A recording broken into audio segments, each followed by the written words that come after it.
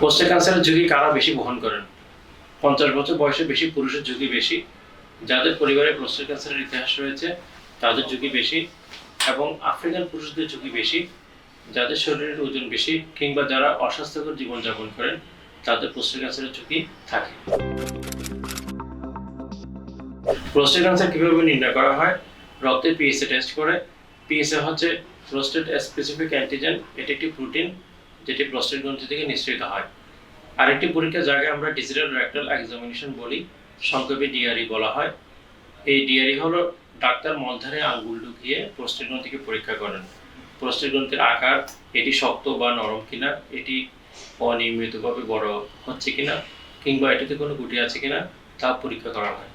কিছু ইমেজিং পরীক্ষা যেমন এমআরআই, আল্ট্রাসোনোগ্রাফি করা হয়, এবং তাতে যদি ক্যান্সার সন্দেহজনক হয় তাহলে বায়োপসি বা মাংস নিয়ে পরীক্ষা করে নিশ্চিত হওয়া যায়। পিএসএ টেস্ট কেন গুরুত্বপূর্ণ? প্রস্টেটে যদি কোনো অস্বাভাবিকতা থাকে তাহলে এই টেস্ট তা আগেই শনাক্ত হতে সাহায্য করে। সবসময় পিএসএ বেড়ে যাওয়া মানে কি ক্যান্সার? না, প্রস্টেটের ইনফেকশনের কারণে কিংবা প্রস্টেটের বিনাইন হাইপারপ্লাসিয়া থাকলে পিএসএ বাড়তে পারে, তবে ক্যান্সারের কারণেও বাড়তে পারে, তাই এটিকে গুরুত্ব সহকারে নেওয়া উচিত।